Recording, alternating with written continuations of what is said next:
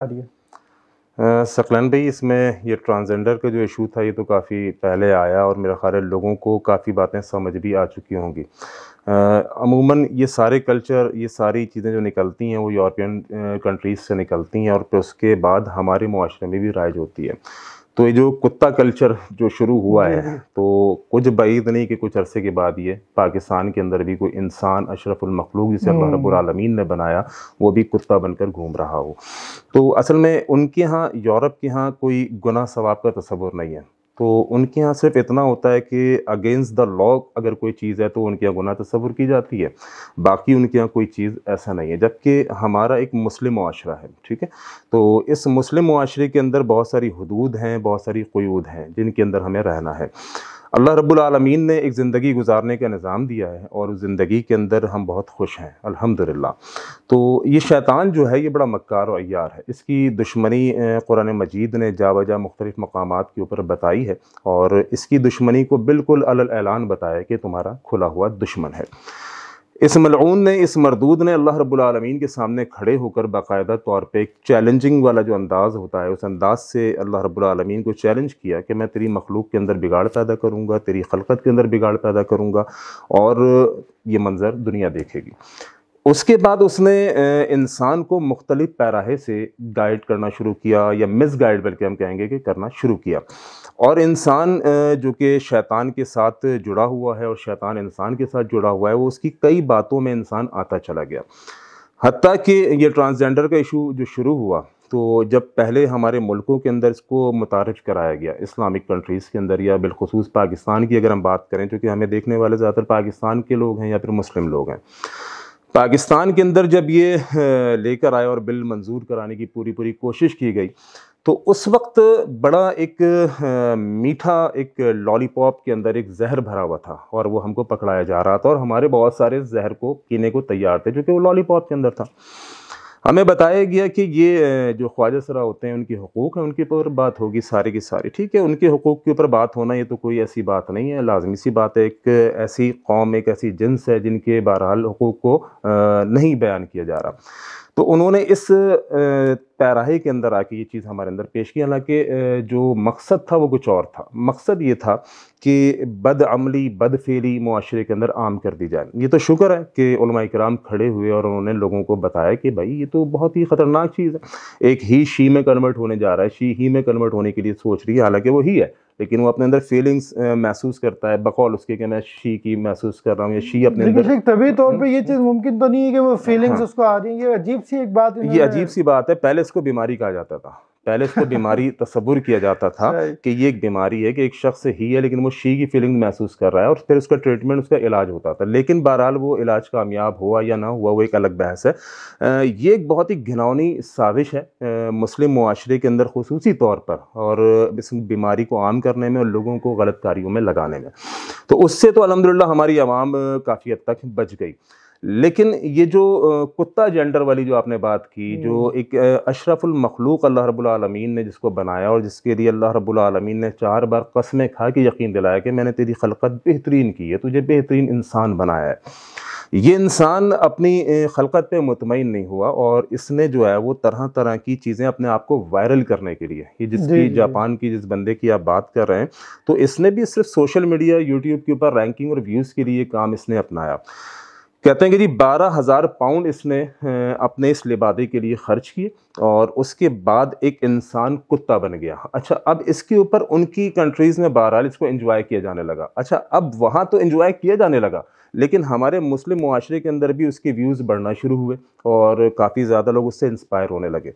अब डर इस बात का है कि ये ट्रेंड पाकिस्तान में ना आ जाए। ये जी। हमारे लोग चूँकि उन्हीं से ज़्यादा मुतासिर होते हैं ना, यानी बालों की कटिंग्स भी अगर आप देखें, असल में ये जो खलकत में तब्दीली है सिर्फ कुत्ता बनने में नहीं है, ये बहुत सारी चीज़ों के अंदर आप महसूस करेंगे। कड़े पहने हुए हैं, बालों का हेयर स्टाइल वैसा बनाया हुआ है, कुछ किस्म के जो निशानात होते हैं उन जैसे बनाए हुए हैं। ठीक, वो बाकायदा बॉडी एम्बोस्ड करवा के जी। अपनी शोहरत के लिए वो बाकायदा यहाँ से कोई गाल कटवा दिए, ज़बान के 2 हिस्से करवा दिए, हाँ, मुख्तलिफ चीज़ें बिल ये। यहाँ पे बुंदे पहने हुए हैं, जी, जी, जी। अजीब-अजीब तरह से। तो ये जी। खलकत को तब्दील करने के लिए जो कुछ भी शैतान ने अल्लाह रब्बुल आलमीन के आगे कसम उठाई थी, वो बंदों के अंदर पैदा कर रहा है और हम इस्तेमाल हो रहे हैं। तो पाकिस्तान के अंदर भी अगर आप देखें, अगर जापान के अंदर या यूरोप के अंदर वो कुत्ता बना है, तो पाकिस्तान के अंदर बहुत सारी जगहों पे मैं आपको बताऊं, आप इस चीज़ को महसूस कीजिएगा। पेट्रोल पंप्स के बाहर, बड़े बड़े मॉल्स के बाहर एक आम आदमी बेचारा वो अपने आप को गेटअप बना लेता है जोकर का, और जोकर बन के खड़ा हुआ है। यार अल्लाह रब्बुल आलमीन ने तुझे इंसान बनाया, तुझे तेरी तख्लीक की, और तू जोकर बन के खड़ा हुआ है, कोई कार्टून बन के खड़ा हुआ है। ये सिलसिला यहाँ से बढ़ते बढ़ते अब जापान में वो कुत्ता बन चुका है, और बहरहाल अब ये कल्चर पाकिस्तान में। लेकिन जैसे मैं ये समझता हूँ, आप इस पर अपनी राय दें कि मैं, यानी चले हम मुसलमान हैं अल्हम्दुलिल्लाह, लेकिन मैं नहीं समझता कि दूसरे मज़ाहिब जो हैं, यहूदी या ईसाई या दीगर, वो इस चीज़ को पसंद करेंगे या इसको पजीराई देंगे और इसको ओके करेंगे। आप क्या समझते हैं? सफलान भाई, वहाँ तो हर चीज़ मैंने कहा ना कि उनके यहाँ गुनाह सवाब का तो कोई तस्वुर नहीं है ना। लेकिन ये जो बाकायदा ऐसे लोग हैं जो किसी न किसी मजहब को फॉलो करते हैं, वो तो इस चीज़ को कंडेम करेंगे। अगर कोई किताब का फॉलोअर है और बाकायदा यानी अपने आप को मजहब से रिलेटेड समझता है, अपने आप को रखता है अपनी सकाफत कल्चर उसके मुताबिक, तो हो सकता है कि उनके यहाँ बहरहाल इस चीज़ को थोड़ी सी, ये मुल्हिद किस्म के लोग, बिल्कुल इसके अंदर मुल्हिद तो ज़्यादा ही इन्वॉल्व होंगे क्योंकि वो लामज़हब होते हैं। लेकिन बहरहाल जिसका किसी मज़हब के साथ, किसी किताब के साथ ताल्लुक़ होता है, उनमें कुछ हद तक चांसेस हम महसूस करते हैं कि वो इस चीज़ को बुरा समझेंगे। लेकिन वो जिस मुआशरे के अंदर रचे बसे हुए हैं ना, तो उस मुआशरे के अंदर इन चीज़ों को अपना हक समझते हुए करना कोई ऐसी ममानियत वो समझते नहीं है। जी जी शेख, जज़ाकल्लाह खैर। शेख, अब बात करेंगे कि इसके ये हमारे यानी पाकिस्तानी मुआशरे की अगर हम बात करें, तो कई लोग इनके मुख्तलिफ़ किस्म के एजेंडों से ना वाकिफ़ नहीं होते। इसकी एक बड़ी मिसाल है कि जो इनका फ्लैग है, झंडा है जी, उससे कई लोग हमारे मुसलमान वाकिफ़ नहीं हैं। यानी उनको सुन तो लिया कि अच्छा जी कोई ऐसे हैं, ट्रांसजेंडर हैं या हम जिस परस्ती के मामलात हैं, लेकिन वो झंडा या उनकी अलामात जो हैं वो उनको लाशऊरी तौर पे अडॉप्ट करते हैं और उनको महसूस नहीं होता कि अच्छा ये हम उनको प्रमोट कर रहे हैं। इसकी मिसाल है जैसे मोबाइल कवर, कई जगह पे मैंने देखा कि वो तो बिल्कुल झंडे का, जो उनका झंडा है, ये इंशाल्लाह स्क्रीन पे दिखा भी दिया जाएगा कि LGBTQ का, हम जिन्स परस्तों का जो झंडा है, उसका उन्होंने पाकिस्तान के अंदर मैं कहूँगा शौरी तौर पे लॉन्च किया, जो हमारी आवाम ने लाशौरी तौर पे अडॉप्ट किया और उसको इस्तेमाल कर रहे हैं।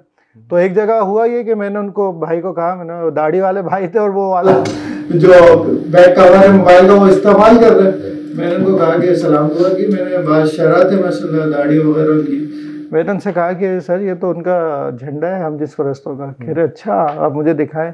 मैंने वहीं गूगल किया, मैंने उनको दिखाया कि ये देखें और अपना पाउच देखें, आप लाशौरी तौर पे इनको प्रमोट कर रहे हैं। इसी तरीके से एक उलमाए किराम का ग्रुप है, उसके अंदर एक इश्तिहार आया दर्स का, उसमें तकरीबन वही कलर इस्तेमाल हुए थे जो LGBTQ हम जिस परस्तों की जो निशानी अलामत है। तो इस हवाले से आप क्या आगाही देंगे लोगों को कि इन चीज़ों को किस अंदाज से निगलेक्ट करना चाहिए, इग्नोर करना चाहिए? सकलैन भाई, बात ये होती है कि कोई भी चीज़ जब मुकम्मल तौर पे आपके ऊपर लागू करनी होती है ना, उससे पहले चंद इशारे किनारे के ज़रिए आपको राज़ी किया जाता है उस चीज़ के ऊपर। देखें, जब जो चीज़ आपके मुआशरे में रच बस जाती है फिर उसको बुरा नहीं समझा जाता। मुझे याद है मैं जब छोटा था तो मेरे वालिद साहब मुझे कहा करते थे कि बेटा तुम्हारी वालदा ने कहीं जाना है यानी किसी काम से, तो एक रक्षा लेकर आओ। अच्छा, रक्षे के लिए जो वो शराइत मेरे वालिद साहब की थी वो ये थी कि दाढ़ी वाला होना चाहिए। तो मेरे जहन में एक चीज़ बस गई कि जो दाढ़ी वाला होगा कोई मोतबर आदमी होगा, कोई अच्छा आदमी होगा, ठीक है, बाएतमाद होगा। इसी तरह से मैं एक दुकान पर गया तो उस दुकान के ऊपर बैठे हुए थे, छोटा था मैं, मेरे ख्याल 11-12 साल का मैं रहा हूँगा।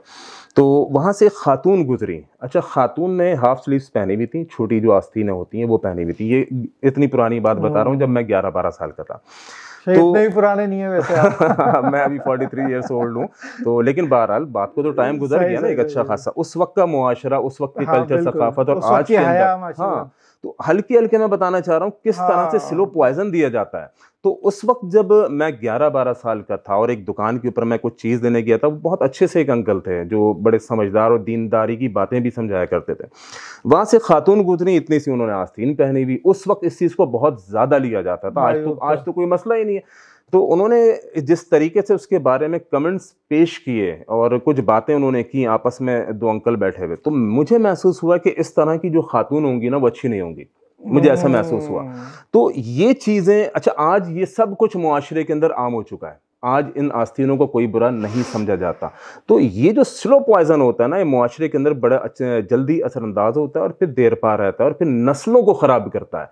आज ये जो जिस तरीके से झंडा इनका है LGBTQ का, और ये जिस तरीके से इसकी अलामात हमारे मोबाइल की आप बता रहे हैं कि पाउच के ऊपर उनका झंडा बना हुआ है, लोगों को पता ही नहीं ना, अभी तो लोगों को पता ही नहीं हम जिन्स परस्तों का झंडा है और वो किस तरह से हमारी नस्लों को खाना चाहते हैं और किस तरीके से बीमारी और ये बदतमीजी और बदमाशी हमारी नस्लों में आम करना चाहते हैं। अभी हम इससे नावाकिफ हैं। अभी वो स्लो पॉइजन दे रहे हैं हमारे बच्चों के खिलौनों के अंदर। आप देखिएगा ये कलर मौजूद है। अभी एक आलम दीन का इश्तिहार बना हुआ था, उस बेचारे को क्या मालूम। तो हल्के हल्के दीनी सतह के ऊपर भी हमारी नस्लों यानी हमारी बच्चों के अंदर भी, हमारी खवातीन और हमारे मर्दों के अंदर भी ये इस चीज़ को रचाना बसाना चाहते हैं और फिर ये खुल के गेम खेलेंगे और फिर हमें बुरा भी शायद महसूस ना हो कि ठीक है अगर एक मर्द मर्द के साथ लगा हुआ है तो क्या हर्ज है, उसके राइट्स हैं।